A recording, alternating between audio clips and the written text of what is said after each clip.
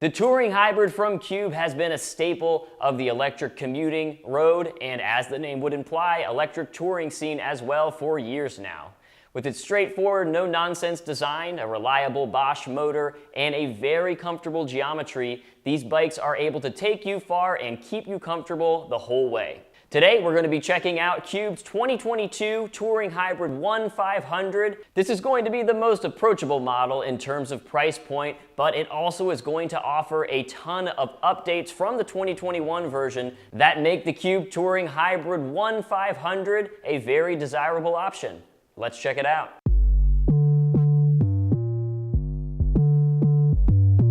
The biggest update on the Cube Touring Hybrid 1 this year is going to be the upgrade from the Bosch Active Line Plus motor that was equipped on last year's bikes. This year, you're getting the Bosch Performance Line motor with 65 Newton meters of torque, which is going to be a 15 Newton meter upgrade. What I love about this motor is it definitely packs way more of a punch than the Bosch Active Line Plus motor. So if you're out there touring in like the Scottish hills like I have done, this bike is going to get you up those hills no problem. What's nice about it though is it still offers that nice quiet ride. It's not going to be like more powerful motors that necessarily have to give off a little bit of noise so you can have all that power. This Bosch Performance Line motor is still going to offer that nice quiet ride, but it's going to pack a little bit extra of a punch in comparison to last year's motor, the Active Line Plus.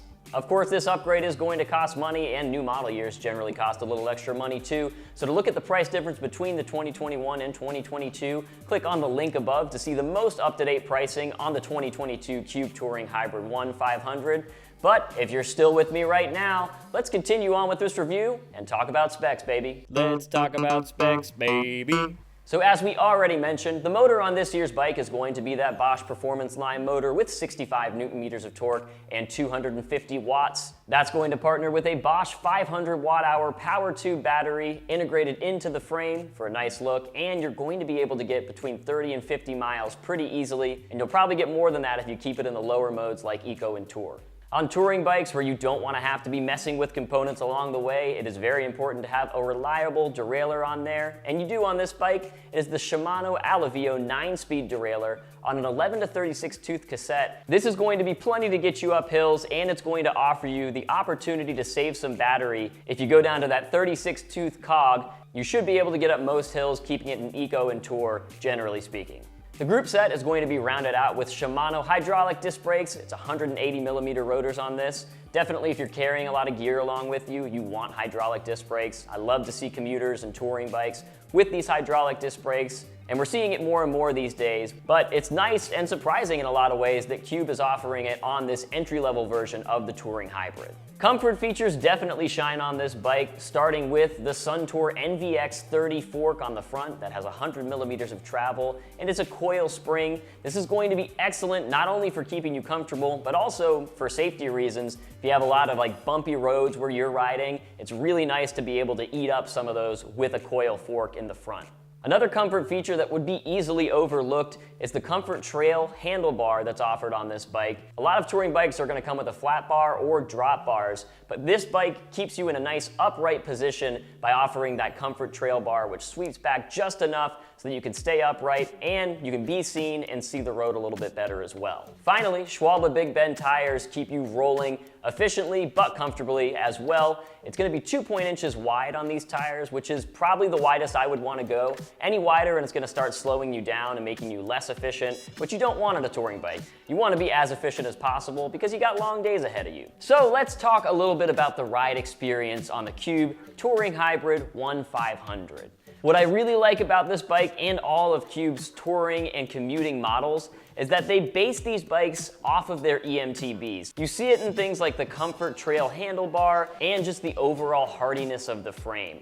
It feels really confidence inspiring. I never felt like it was squirrely out there, which is really nice specifically for the touring aspect of it, because if you're out there for a long day or a couple of days, you do get tired and, you know, things kind of can get out of sorts from time to time, so it's nice to have a really solid bike underneath you. What adds to that is definitely the 2.1-inch tires from Schwalbe.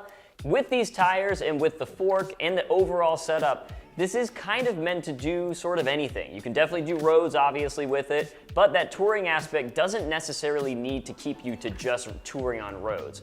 You can take this on packed dirt pretty easily, and definitely some rails to trails trails. So the overall build definitely makes this a bike that is capable of more than one use. Furthermore, whether you're using this bike for commuting or for touring, you have got a ton of gear carrying capability on this bike because you've got that rear rack that is going to offer a 25 kilogram or around 55 pound load capacity. That should allow you to carry along plenty of gear if you're out for like a 2 to 3 day journey out there touring, maybe in the back countries or something like that, doing some fire roads out there. Also, you've got integrated lights, which are going to be great for like a fail-safe thing. I always have extra lights on my bike. You can never have too many. So basically, in the worst case scenario, if you've forgotten to charge every light you own, as long as the bike has power, you know that these lights are gonna have power, so at least people can see you riding down the road. So who is this bike for? The nice thing about the Cube Touring Hybrid 1500 is that it's really a bike for anybody.